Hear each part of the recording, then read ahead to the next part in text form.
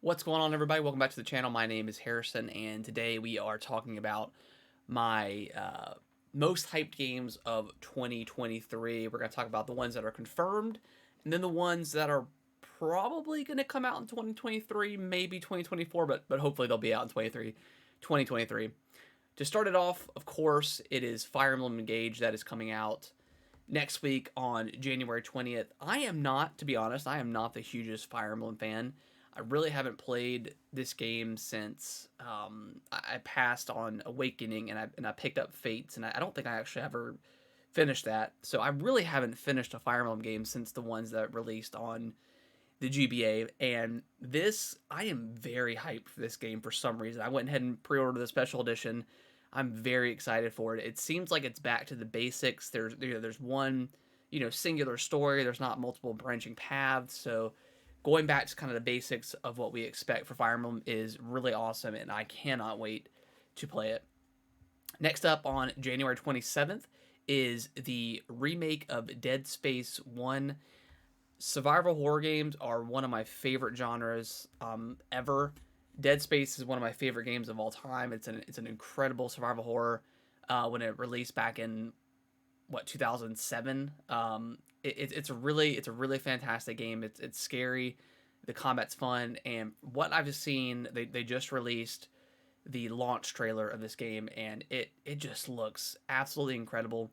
Um, Resident Evil 2 and 3, those remakes are kind of the top tier for remakes these days. Capcom has absolutely nailed those, especially Resident Evil 2. And the team behind this Dead Space remake has looks like they have nailed that as well. So super excited for that. The next one I'm kind of iffy on. And this one's Hogwarts Legacy. It's coming out February 10th. Not the hugest Harry Potter fan in the world. I know there's a lot of people excited for that. If you're excited for it, just be excited for it. I know there's a lot of uh, people on Twitter, you know, just downplaying, just being really mean to people for being excited about this game with the whole, J.K. Rowling, controversy and stuff like that. And if you want to support the game, support it. If you don't. Just shut up about it and play it if you want to and pick it up. But this does look like it's going to be pretty good and probably one of the best Harry Potter games out there. Which there's quite a few, but they're not very high, held in high regards. Next up is Atomic Heart coming out February 21st. Now this is like the BioShock looking game that's been in development for a few years. It is coming out on Game Pass, so that's very exciting for Xbox owners and Game Pass owners. So yeah, I'm definitely going to check this out when this launches. Next up, coming out on March 3rd, 2 days before my birthday, which is super exciting, little birthday present to me. We've got Wolong Fallen Dynasty, which is a Chinese like Souls game. So if you're familiar with, of course, Game of the Year, Elden Ring, and Dark Souls and stuff like that. This is a kind of along those lines. They did release a demo that I believe is still available. It's pretty solid. I hope I did have some criticism about the game, but from the stuff that I've seen and what I've played, it looks like it could be very, very promising. And again, this is coming out on Game Pass as well. Next up, March 17th, probably one of my most hyped games of the year is Star Wars Jedi Survivor. Fallen Order was absolutely incredible. It's one of the best Star Wars games ever made. Again, it's very Souls like in some regards with the combat and the way you kind of traverse the environments. It's a really solid Star Wars story. Can't wait to see what Cal is up to again. I think it takes place two years after the events of Fallen Order, so cannot wait. As someone who, as of 2022, is a huge Star Wars fan, went back and watched all the movies, all of the cartoons and stuff like that. I cannot wait for this game. Next up, coming out on March 24th, is Resident Evil 4. Now, this is one of the highest regarded games of all time. People have been clamoring for a remake ever since 2 and 3 came out, and we're finally getting it in March. I cannot wait. The game looks incredible. I mean, there's not much else I can say about it. I mean, Resident Evil 4 was incredible. It's definitely due for a proper remake. With I went back and played it not too long ago, and the controls are a little hard to go back to and play. We've got coming out on April 28th is the long-awaited Dead Island 2. We got the first reveal trailer for this thing in 2014, and it just got re-revealed last year. So, as someone who really liked Dying Light, I passed on Dying Light 2. I think the zombie genre has really kind of run its course for me. Now, granted, I'm just not talking about Resident Evil, but that's a whole different thing, But I really think the zombie thing has really kind of run its course. I didn't pick up Back for Blood. I played the demo and just didn't really vibe with it. So I'm on the edge with this one. It looks very good. Dead Island is really all about its hand-to-hand combat more than it is guns. So this could be really good. I will keep my eyes open for this when it gets closer to launch. And then of course on May 12th is The Legend of Zelda: Tears of the Kingdom, my most hyped game of 2023. We've been waiting forever. It's the longest game in Zelda history as far as like development time. This was supposed to be DLC for Breath of the Wild turned full game. It looks incredible. I cannot wait for us to get a direct on it, whether it's the long rumored February direct or like a full scale Zelda blowout direct. Either way, I'm super excited. Cannot wait for this game. And then lastly, on confirmed games, and I'm not quite sure if this is legit or not. I googled the date, but Diablo 4 is scheduled to come out June 6th of this year. And again, I don't know if that's accurate or not. I'm not a big Diablo fan, to be honest, but the trailers that I've seen for Diablo 4 look absolutely stunning. They look amazing, and I'm kind of all in. I will once this Activision Blizzard deal goes through, I'm sure this will come out on Game Pass when it does, assuming the deal is done by then. So I will definitely be excited to play that on Game Pass when it launches on June 6th. But again, I don't know if that's accurate or not. So now we're going to kind of dive into games that I think are probably going to come out in 2023, but not confirmed. We don't have any sort of confirmed dates or anything like that, but we shall see. First up is Alan Wake 2. Alan Wake 1 was an incredible kind of horror, like third-person horror game. Not necessarily survival, I wouldn't say.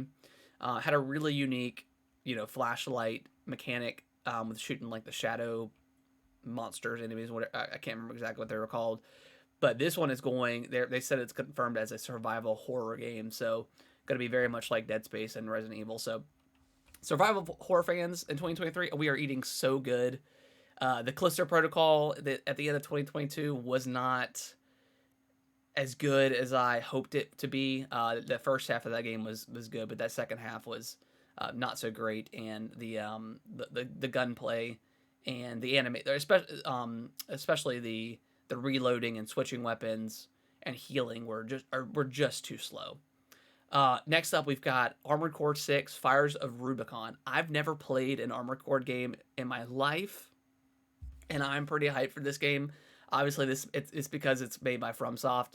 We got the reveal at the end of the Game Awards last year.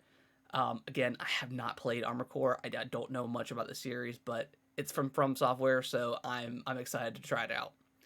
Hollow Knight Silksong, another highly hyped game for myself. I just recently played the original Hollow Knight a couple of years ago. Incredible Metroidvania game, one of the best to ever do it. I hope Silksong can live up to the hype that it currently has. We just need to know when this game comes out. It's been so long.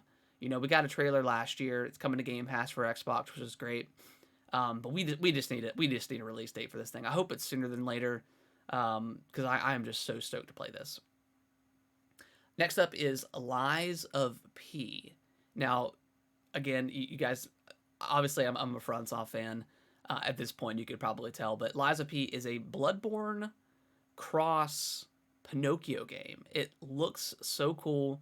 It looks like it plays just like Bloodborne, which if this is the spiritual sequel to Bloodborne, I'll take it, because I don't know why Sony and PlayStation refused to give us Bloodborne 2, or at least a remaster of Bloodborne at this point. It's insane that we don't have it. It's I'm gonna go on a little bit of a tangent. It's crazy that we get Last of Us Part One remake and not Bloodborne. It's a damn shame, in my opinion. So this game looks really good. Next up is Pikmin 4 that was confirmed to come out for 2023. Again, we just don't have a release date. Um, Pikmin Pikmin has always eluded me over the years. I played the first one back on the GameCube when it first came out. And I cannot remember if I beat it or not. I played a little bit of 2 and have not played 3. I do plan on probably picking up Pikmin 3 this year on the Switch just so I can get that experience in, because I know it's a really good game, and I really do like Pikmin style games, like especially Overlord 1 and 2 back in the day on the Xbox 360. Incredible Pikmin like game. Next up is the Plucky Squire, which got announced at the Devolver Digital this year over the summer, over near the when the Games Fest was happening. And this looks like one of the most charming games ever made. It's the game where you come out of the book and you come to real life. It looks absolutely amazing. Cannot wait to play this. Next up is Spider-Man 2. This is like the first confirmed PlayStation exclusive for the PS5, I believe. Well, not the first one, but this is like the first major one that's supposed to be coming out. I'm excited for Spider-Man 2.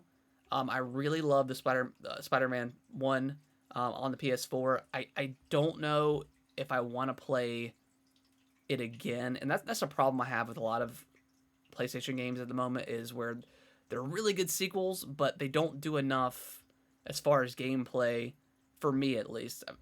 Going back to God of War, love God of War, top 5 game of the year, but I don't know if I would want a third one of that. And Spider-Man, I'm already kind of feeling that, so I hope they can do something pretty new with the combat, with mechanics, something like that. But either way, it's probably going to be a pickup for me, Spider-Man 2. Next up is Redfall, coming from Arcane. This game, at first when it was announced, I wasn't feeling it, but once we got that extended gameplay, it looks like a really cool, 4-player co-op, Arcane game. If you like Arcane games, you'll probably like this. Deathloop was one of my favorite games to come out in 2022, although I didn't consider it in my top 10 because it had come out the previous year exclusively on the PlayStation. But I really like Arcane games, and I think this one will be very cool. I know it's getting similarities to like Back 4 Blood and Left 4 Dead, but with the Arcane twist, with being able to sneak around and stuff like that. So I think it will be different enough from Back 4 Blood and Left 4 Dead style games. Next up, we've got Starfield. Obviously, they keep saying, and I know Xbox has got its event coming out on January 25th, showing off Redfall and other games, and then Starfield's going to have its own separate like showcase or whatever. I don't believe this game's coming out in the first half of this year. I think it's going to get pushed to like November of 2023, November of this year. I am skeptical of this game. I really love Elder Scrolls. I don't like Fallout as much. I don't like the shooting in Fallout, and I'm hoping that Starfield feels better than Fallout does, because I don't know if I want to play that game again. But either way, I'll definitely check it out when it comes out, of course, because of course it's going to be on Game Pass. And then lastly, what we're going to talk about today is Hellblade 2. Hellblade: Senua's Sacrifice is such an incredible game. It's on Game Pass now. It's a pretty short game. It's like 5 to 7 hours maybe. It really dives deep into mental health and has a really great story around it.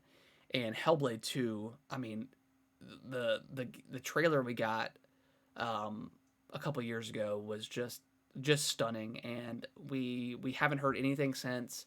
I'm hoping it comes out this year. I'm hoping it's like a summer game, because there's usually not a lot of games coming out in the summer. I really hope it does come out this year, because this game just looked absolutely incredible. All right, guys, that was my list. My voice is shot after talking so much. I don't think I've ever talked as much on one single video. So hopefully you guys enjoyed it. What games missing from this list are you guys super hyped for? I know there's some stuff that I was kind of looking through the schedule of games and kind of passed along because I didn't think I was going to be super hyped for.